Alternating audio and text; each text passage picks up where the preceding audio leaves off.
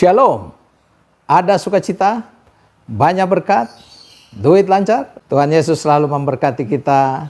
Salam jumpa kembali. Jangan lupa subscribe dan juga klik lonceng dan like supaya tambah semangat melayani saudara dan membawa firman. Saya memberikan postingan berikut ini untuk saudara belajar.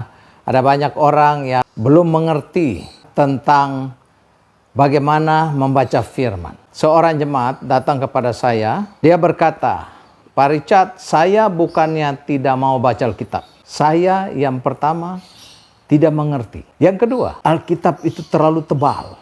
Yang ketiga, Kejadian sampai Wahyu jauhnya luar biasa. Yang keempat, saya bingung baca dari mana." Saudaraku yang kekasih dalam Tuhan, menurut ahli tafsir atau ahli hermeneutik, ilmu menafsir, mengatakan begini, sangat sederhana kalau kita mau mengerti tentang firman.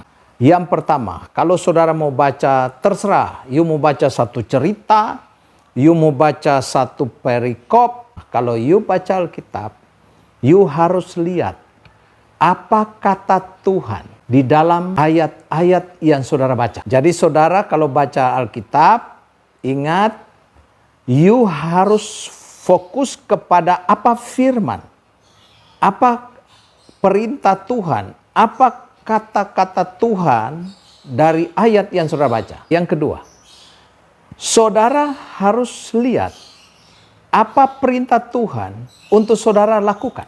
Kita baca tentang pengampunan, oh berarti yang kita lakukan itu. Yang ketiga, kalau saudara baca Alkitab supaya saudara mengerti, lebih baik saudara tafsirkan hari per hari.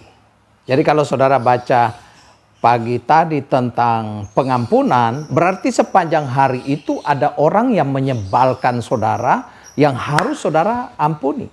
Dan itulah yang harus kita lihat.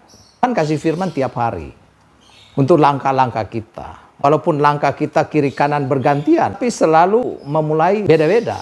Hari ini dengan besok itu beda semua. Menurut ahli tafsir itu sebabnya kita harus baca untuk hari itu, konsumsi dan kebutuhan hari itu.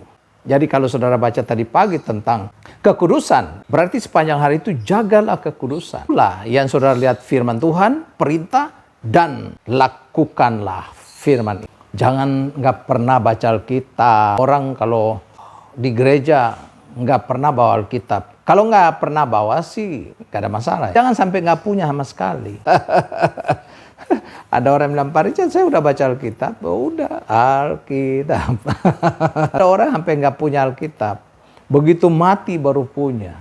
Memang ada orang Kristen itu hidup itu nggak rohani, matinya yang rohani. Weh, kalau mati, jas pelayanan, peluk Alkitab, foto Tuhan Yesus, rosario, kaset khotbah, buku-buku rohani. Dia kayak tidur di toko buku rohani. Aku yang kekasih dalam Tuhan, saya percaya bahwa dalam kehidupan kita sebagai anak-anak Tuhan, Tuhan mau supaya kita baca Alkitab dan mengerti. Tuhan Yesus memberkati.